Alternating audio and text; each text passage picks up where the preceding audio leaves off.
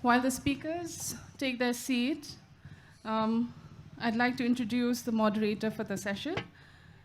Patricia Mukim is currently the editor of the Shillong Times and has authored the book Waiting for an Equal World, published by Martin Luther Christian University.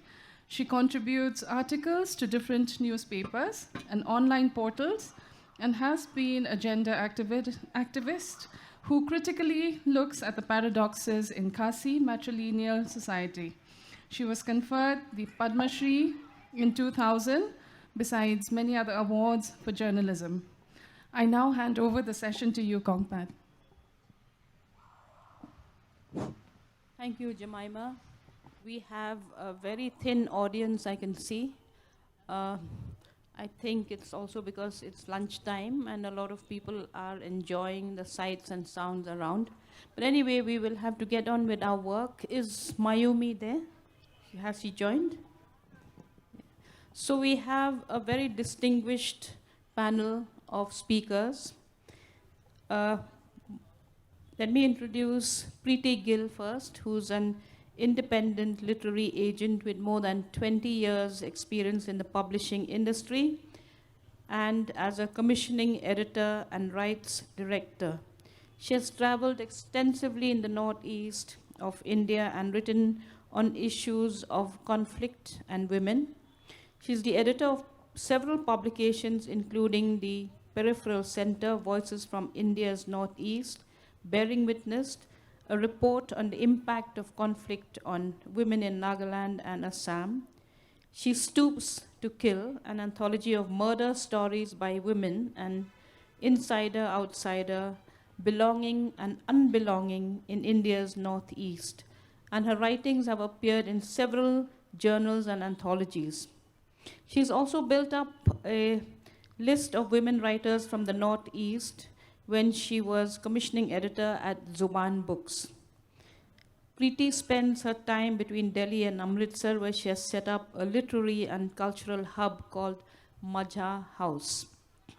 Her new forthcoming publication is an edited volume of non-fiction essays on Punjab.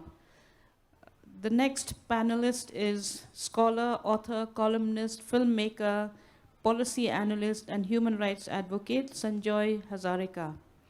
He is the founder, managing trustee of the Center for Northeast Studies and Policy Research, which runs the pioneering boat clinics on the Brahmaputra in Assam, and was until March 2022 director of the Commonwealth Human Rights Initiative. Sanjoy has been former correspondent for the New York Times and the founder director of the first Center for Northeast Studies and Policy Research at Jamia Millia Islamia in New Delhi. It's a very long introduction. I suggest that people who are interested in knowing Sanjoy better can have a conversation with him after this, or you can look up Google. Then we have Mayumi, who's joining us from Tokyo. Tokyo, right? Mayumi serves as Executive Vice President of Japan External Trade Organization, JETRO. She's in charge of the Institute of Developing Economies. Her research interests include labor, industry, labor, gender, and youth issues, as well as the regional relationship of India and Bangladesh. Some of her publications include Gender and Development, the Japanese Experience in Comparative Perspective, Globalization, Employment and Mobility, South Asian Experience. She has co-edited a book with Hiroshi Sato and Borders, Migration and Sub-Regional Cooperation in East and South Asia, among others. She's also co-edited this book, right? This book that we are discussing now called Northeast India and Japan, Engagement Through Creativity. Engagement Through Connectivity, I'm sorry. Actually, I was telling Mary that this book is actually quite difficult to look at. It's more academic, but it will be of great interest to students of political science and economics, because the book looks at how connectivity can actually work on two levels. On the one hand, it can reduce the areas of conflict between the so-called Northeast and mainland India. I don't even know why we have these terms. And reading through the book, one finds that the Japanese authors are much more honest and frank about what they see of the Northeast and how they interpret the Northeast to the rest of the world.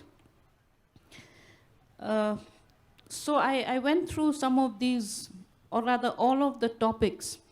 And because it's so difficult to read a book in such a short time, I had to look only at the concluding parts of the book.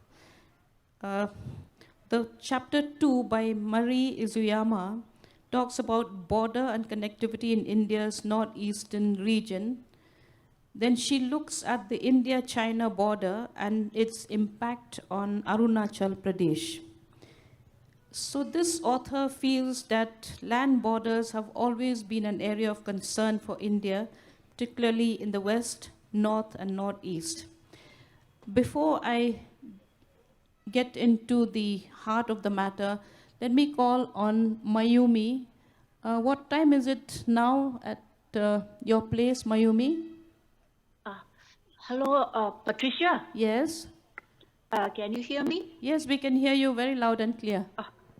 Okay, thank you. The connection from our side is not that well. Now it's almost 6 o'clock in the evening. Okay. So, Mayumi, please tell us what actually provoked you to commission this study, this book, Northeast India and Japan, Engagement Through Connectivity. Okay, thank you very much. So good afternoon from Japan.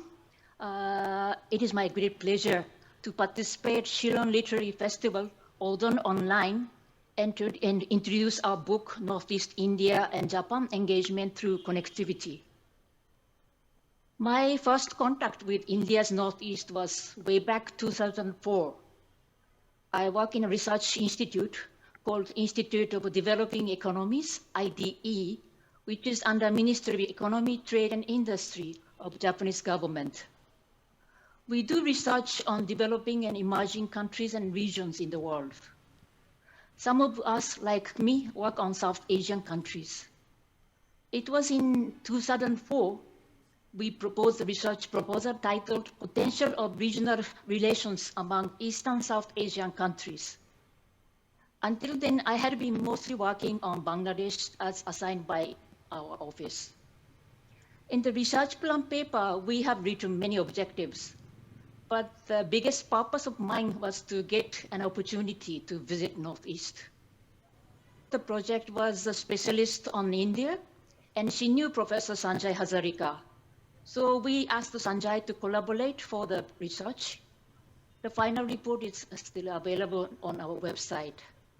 Yesterday, I looked for my old notes. I visited Meghalaya from October 29th to September 2nd in 2004. Patricia kindly greeted us in the hotel on the first day, and she was a splendid guide and mentor throughout. The first trip to Northeast was indeed an eye-opener for me, who had been doing research from Bangladesh perspectives only until then. My second contact with Northeast was 10 years later, October 15th of 2014. I was in Delhi from August of the same year on leave to join my husband, who was working in a Japanese organization. After getting an email from Sanjay, I visited him in his office in Jamia Millia Islamia. He asked if I had any idea of funding for research regarding Northeast and World War II, especially about involvement of Japan. It was requested from Hemant Katoch, one of the authors of the book. He and another author, Yaifaba Kangjam, jointly started World War II tourism in 2013. To conduct their tour, they have done extensive research on World War II in Northeast, but the materials are primarily written from the perspectives of Allied forces, and they wanted to have access to materials from Japanese viewpoints. It was a beginning of our research. IDE, our organization, works on current issues related with developing and emerging countries. So historical research per se is beyond our scope. Under such a limitation, what I did was to extend our coverage in terms of period and issues to be researched. And I thought connectivity could be a keyword to link the whole topics we covered. Since the late 2000s, particularly during the 2010s, the term connectivity has prevailed among policymakers, the media, and the general public. The importance of transport integration across South Asia was recognized at the South Asian Association for Regional Cooperation, SAARC Summit, held in 2004. And the term connectivity appeared in the summit declaration for the first time in 2005. The SAARC Regional Multimodal Transport Study funded by the Asian Development Bank was completed in 2006. Connectivity was an important item on the agenda at every summit held from 2007 until 2014, when the last summit was held in Kathmandu, Nepal. For SAARC, interregional connectivity implies physical, economic, and people-to-people connectivity. As far as I can remember, I could trace back the Japanese translation of connectivity in this context. Renkitse first appeared in major Japanese newspapers in 2007 in reports on the SAARC summit held that year in New Delhi. Along with China, South Korea, and European Union and the United States, Japan for the first time took part as an observer. Thereafter, Japan's attention on connectivity was more directed toward ASEAN countries due to Japan's closeness, geographical closeness to an economic interest in the region. However, the Belt and Road Initiative adopted by China precipitated the enlargement of Japan's commitment to strengthening connectivity between Southeast Asia and South Asia, including India, Bangladesh, Nepal, Bhutan, Myanmar, and Thailand, towards the end of 2013. It is against this backdrop that Japan's engagement in promoting connectivity in the Northeast was initiated. An annual summit between Prime Ministers of India and Japan began in 2005 with Prime Minister Koizumi's visit to India, followed by Prime Minister Manmohan Singh's visit to Japan in 2006. It was during Manmohan Singh's government that a study to improve cross-border transport infrastructure between South Asia and Southeast Asia was initiated by Japan International Cooperation Agency, JICA, and the importance of Northeast region was recognized. However, it was only under Prime Minister Modi and Prime Minister Abe's partnership that India and Japan decided to cooperate on connectivity and the development of Northeastern region, and a mandate to this effect was included in an official statement. In 2014, Narendra Modi made his first visit to Japan as Prime Minister. At that time, Prime Minister Modi and Japan's Prime Minister Shinzo Abe announced Tokyo Declaration for Japan-India Special Strategic and Global Partnership. Article 24 of the declaration captures the importance of three keywords: connectivity, India, and Japan, as follows. The two prime ministers placed special emphasis on Japan's cooperation for enhanced connectivity and development in Northeast India, and linking the region to other economic corridors in India and to Southeast Asia, which would catalyze economic development and increase prosperity in the region. Mayumi, can we hold on there? And okay. Should I stop here then? Yes, you can stop there, but you will be online and come in a little later. I will stop here. So it was the beginning of it was the beginning of a research agenda that we can work on connectivity, India and Japan in current context. So historical context, let me go back later when I have time then. Yes. Okay, yes. thank you. Thank you. Sanjoy, I want to come to you. There is this chapter written by Marie Izuyama who says, land borders have always been an area of concern for India, particularly in the west, in the north, and the northeast. The logic of connectivity for economic integration is tenuous. What the writer is trying to say is that India doesn't seem to understand whether the connectivity it's thinking about is for security reasons or for economic reasons. And I think this continues to, to befuddle the powers that be in Delhi. When you look at the Myanmar-Mizoram Connect, is that for security reasons or for economic reasons?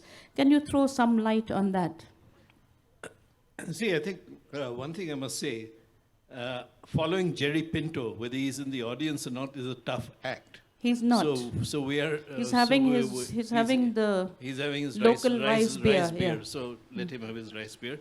But you'll have to do with us because non-fiction and research and documentation are as critical a part of literature, because often we go back in our own writing, I know for myself, and I know you do, and Preeti also, to what is on the ground to develop issues through the imagination. I think that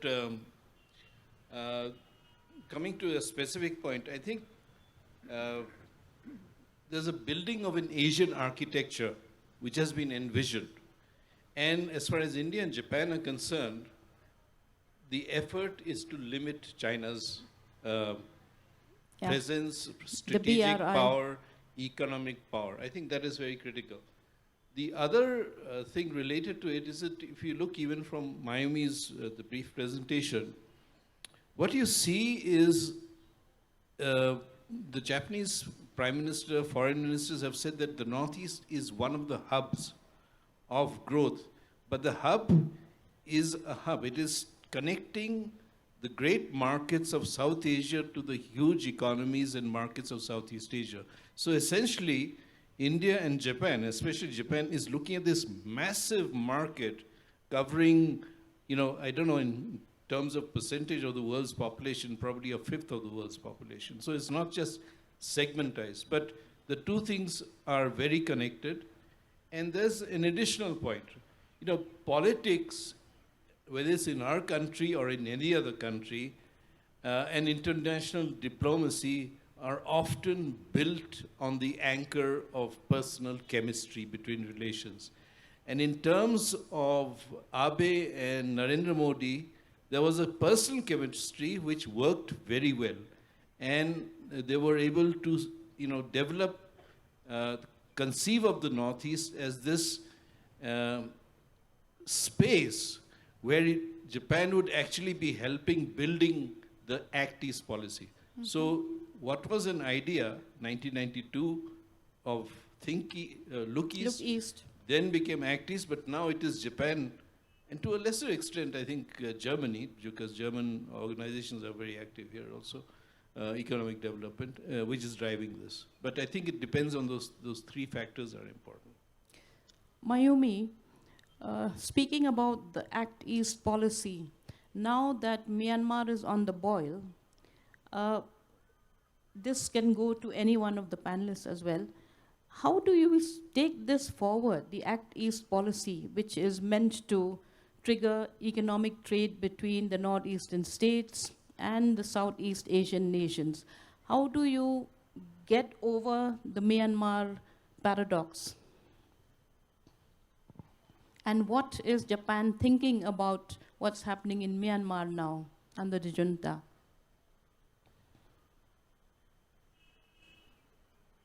Patricia, are you asking me? Yes. I see Myanmar is a big problem. And of course, I don't know what is going on at the core of the policy making. But as far as JETRO and IDE, that organization is concerned, we cannot go much beyond the status quo. The JETRO is a trading body. They promote trade and investment. So they still have office in Yangon, but they just keeping general contact, cannot, and also supporting the Japanese business establishment working over there.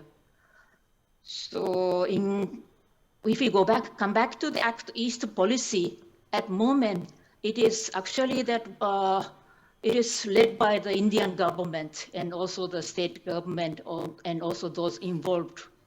So whatever the coverage they can hope for, if it is cannot be worked on Myanmar side, if India finds that way, so I don't think Japan will take a lead to overcome that Myanmar problem. Sanjoy wants to say something.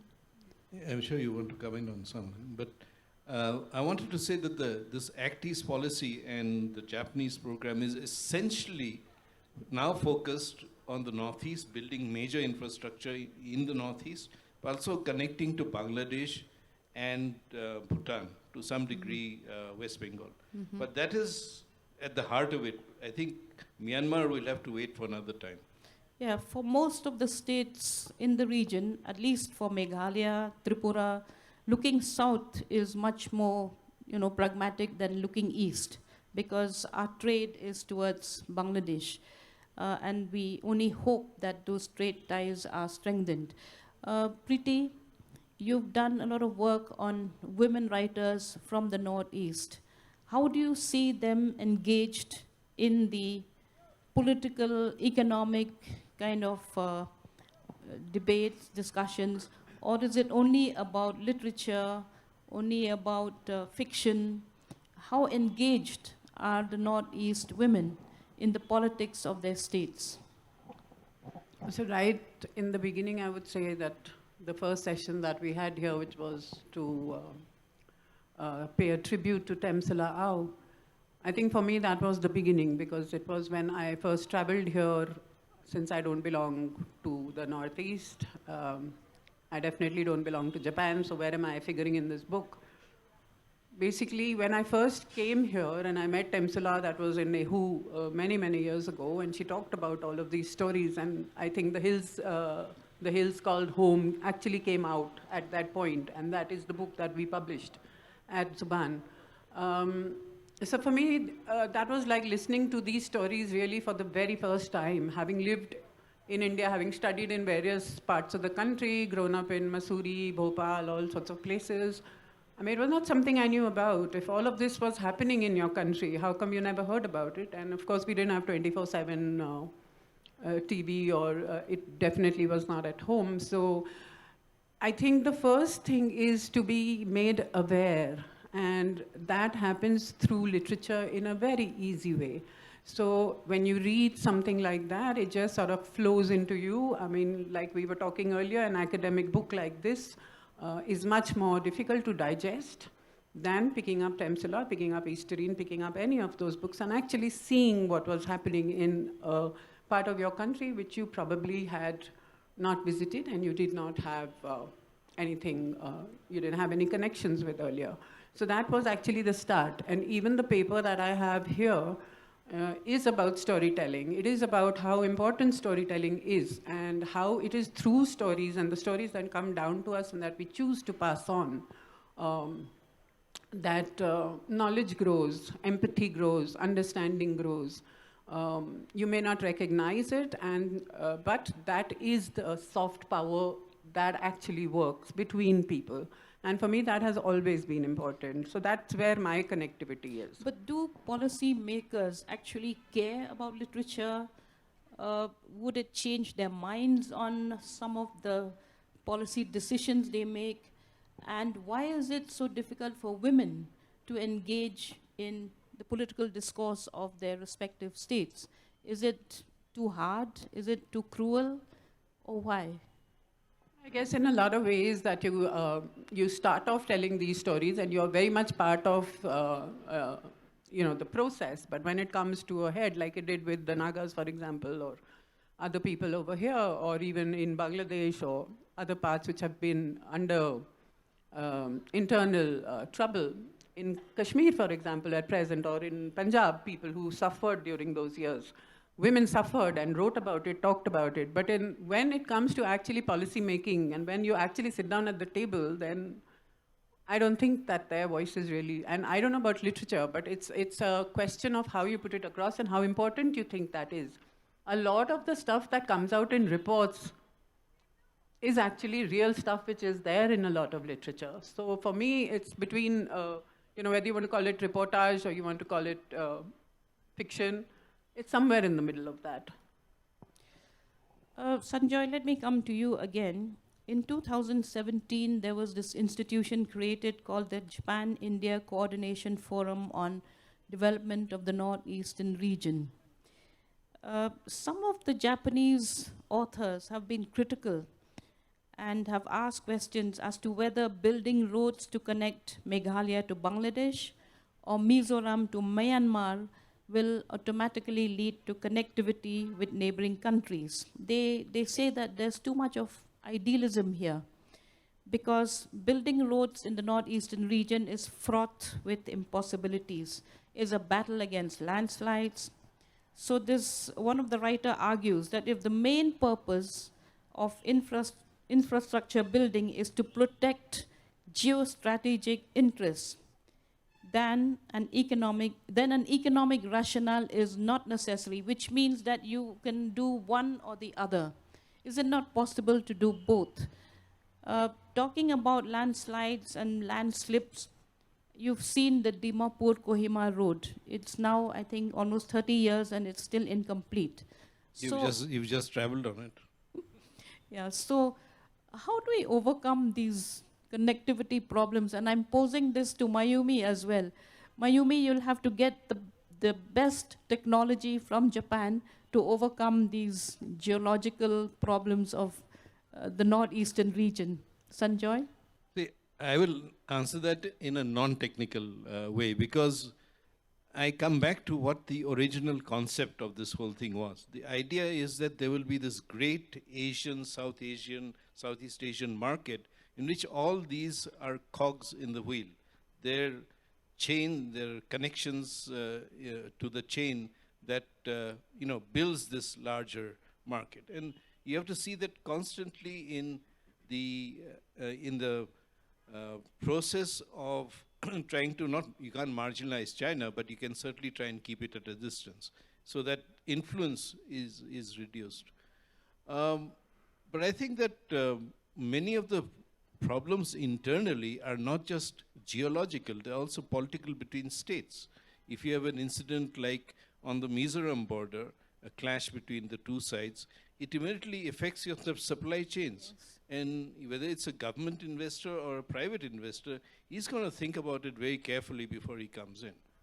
Mm-hmm. So those are some of the real issues beyond the geological challenges.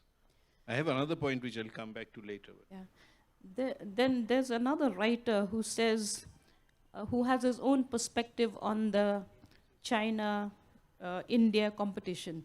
He says that there are very few Chinese experts on India, but Chinese comments on India are very scarce. China does not think of India as a threat in the manner that India thinks of China. How do you interpret that? Well, that's a perception, perhaps to some degree it may be true, but increasingly over the past few years, I don't know if it's seen as a threat, but it's seen as a challenge. I mean, that remains a factor. But this is going beyond the scope of the book. And I think you had a question for... No, this is part of the book. I know it's part of the book, but I think you also had a question for Mayumi. For Mayumi. Mayumi, since Japan is really keen on connectivity in India's northeast, so would Japan also be able to export technology, or do you want to leave it to India to do all that? Because you can see that road making in the region is very difficult. There are no timelines. Some roads take forever, and the quality of the roads built are not of even the national standards. So is Japan investing without monitoring what is on the ground?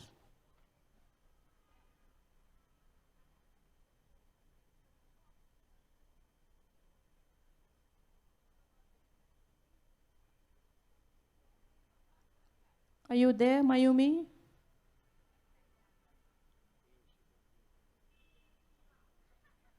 Is she able to hear? Are you able to hear me? No. Mayumi? Possibly the network is not good. Sorry, Patricia, can you hear me? Yes, yes, we can hear you. Okay, sorry, maybe the connection is not very well good, so I missed some of your points.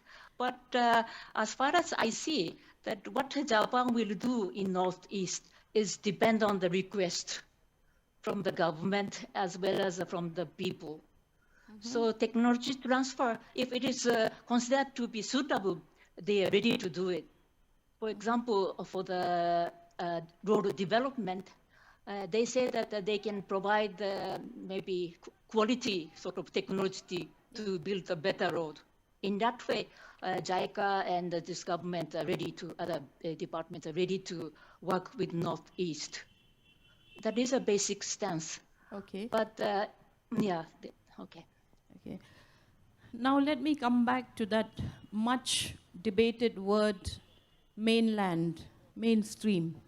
Is the Northeast still not part of the mainstream from the literature that you have produced, Preeti? No, I mean, these words are fairly redundant now because, Think so? yeah, definitely. I mean, no longer would you want to call it, writing from the Northeast kind of thing because I think there's plenty that is world class. I mean, Janice's new book, for example, which everybody's talking about, and like that, various others. So whether it's, touching upon themes that are of universal appeal and, ideas which make the books, I don't think you can bracket anything anymore for me. But what I do want to talk about in this book and what is most interesting is this whole connection with the Northeast and the Second World War. For me, that and the stories that have come out of that war are something which are really alive, which talk to me even now. And I think apart from all the kind of dry academic essays that we have in the book, this is a part that really stands out because it's something that's going on right now. There is something called tourism, of battlefield tourism, which goes on in all of these areas where these battles were fought during the Second World War in Nagaland and in Manipur.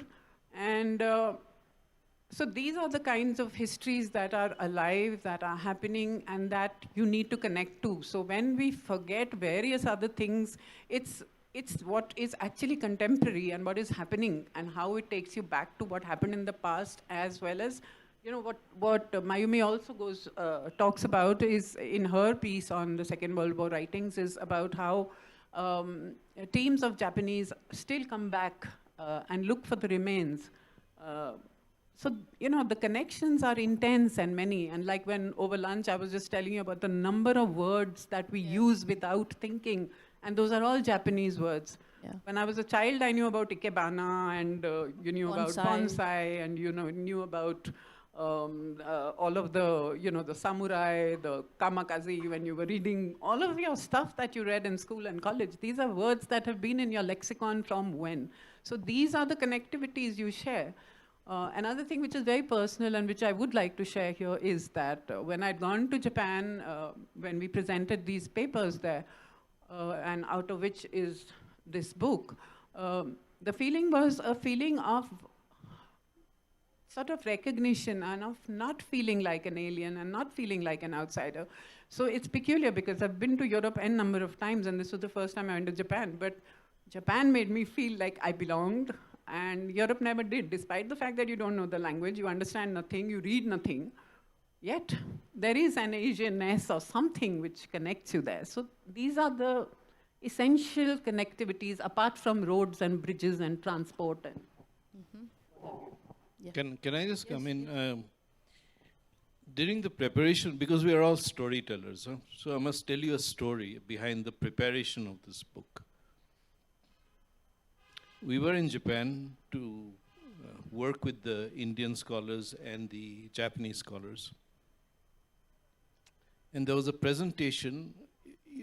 How do we remember battles? You remember the Battle of Kohima, the Battle of Imphal? These are valorized as great battles by Britain, which turned the Second World War Britain's greatest military history. Okay? It is not how the Japanese see it. There is a element of the INA and Netaji Subhash Chandra Bose running through all that. But when we came to this presentation on the battlefields of Kohima and the victory, there was a very long and awkward silence which enveloped the room. Nobody spoke from the Japanese side. And after a long time, it became very awkward. The senior Japanese scholar said, "We do not celebrate war. What we are deeply regretful about it." And there was one other line he used. It is a period about which we are deeply anguished of what we have done to the world. So we must remember this. This book is a fat book, but behind it are many stories of the people who live this almost on a daily basis. And it's a very different approach to the kind of things that you see, because we have only heard the valorization of the conflicts and not of what other people think of it. We have reached the end of our time. Do we have time for questions, Mary? We have? But I would just want to say that this book, I would recommend that people keep this book because it has snippets of how Japanese soldiers, not knowing the language in Nagaland and in Manipur, went around, but they were treated with so much respect. They were given the local rice beer, they were given food, and there was a sort of a silent communication that people recall even today, the elderly of those times. So, okay, now we open up the floor for questions, comments. Yeah. Yes, Glenn, yes.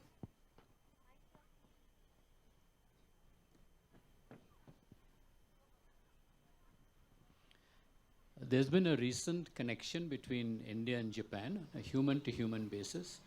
A friend of ours, and if I say the name, I think everyone here will know the name, recently sent me a WhatsApp picture of a Hinomaru. Does anybody here know what's a Hinomaru?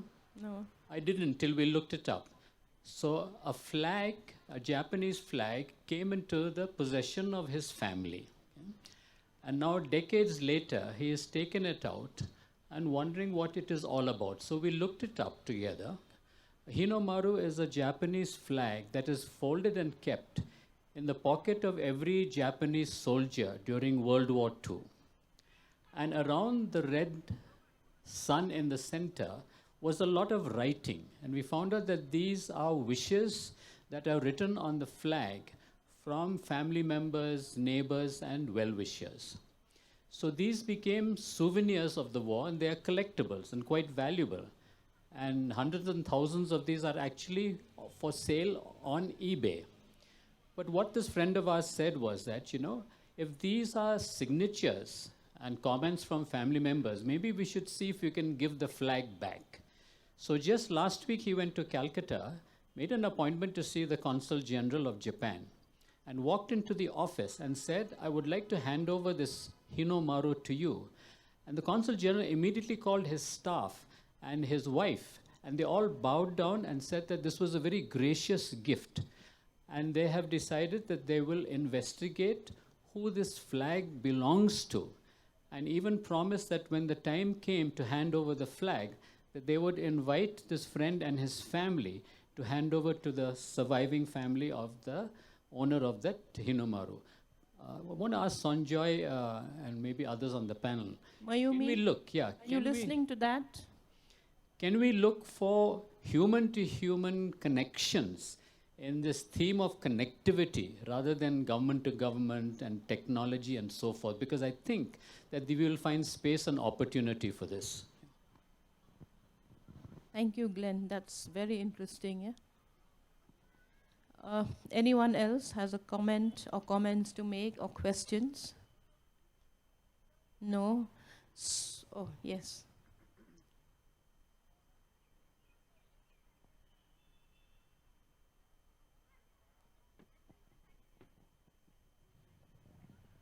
It's more of a small comment. Since Sanjay was mentioning that it's we are all storytellers, and stories are what connects us humans together. One of the recent phenomenons which we have seen has brought Japan closer to Northeast, and something which I've been also very closely attached to, has been the rise in anime consumption and manga. And I have been following this very closely because I have very lot of friends in Nagaland, and which is also host of one of the largest anime cosplay events. And one of the documentaries which Doordarshan had actually made, that uh, one of the local mangaka, who's a Naga girl who makes manga, she'd mentioned one of the reasons why we feel this connection with Japanese, because for the longest time we did not see anything in Indian media which looked like us or represented us in a certain way. Yet, Japan being miles and miles apart, the humor which kind of connects people, like the jokes, the little nuances, and a lot of cultural things like houses over there looks very similar to Shillong or Nagaland. They use a bamboo, and but my question is, when I go to these festivals, there are these young kids dressing up as these comic characters. A lot of community elders feel that you won't dress in your traditional wear, yet you would dress in a kimono or dress like a Naruto. So a lot of them feel like there's another form of like cultural colonization sort of thing happening. Um, at that point, I want to ask, like, how do we translate this in a productive way in terms of like, it's great that you're appreciating Japan, but how can we learn from that? Like how Japan used their stories to turn it into consumable content which young people enjoy. So how can people do that with, say, local content? So rather than becoming consumers, how do we become creators? And can Japanese experts or people, can there be like a cultural exchange where they can help us? That's my question. And just one small example was like the best example of this is in the 90s when Japanese gifted us the Ramayana anime, which is still one of the greatest, only Indian anime that exists. So can something like this happen again in the future? Sanjoy, want to attempt that? Yeah, that's a tall one, but I think you actually have the answers. I mean, it's not, and because you worked in this genre, you worked in this field, you're familiar with the context, the narrative, and the depth of what is required, and aspiration, because this is also aspirational, it is as much that as anything else. So I think that it's like people like you that the answer has to come from, and that responds also to what Glenn was asking about people to people. I can tell you another thing, and I'll just close that because I see you're waiting in the wings, is that increasingly from the Northeast, a lot of skilled persons, professionals, nursing professionals and others are going to Japan because Japan Recording has in progress. Sorry about that. Japan has an aging population and they don't have enough caregivers. Now that is perhaps, people can look at that differently ideologically and so on, but I think that is also an interesting way. I know there's people in Guwahati and Shillong, Mizoram, who are working on this. So we come to the end of this program. I thank Mayumi. I think she's switched off. I thank Preeti and Sanjoy for this excellent discussion that we've had today.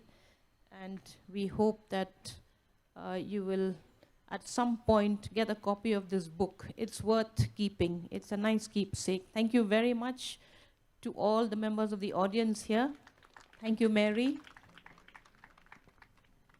And thank you, Jemima. Thank you, Pat. Thank you, dear speakers. It was such a captivating session. I don't think the time does justice to the topic.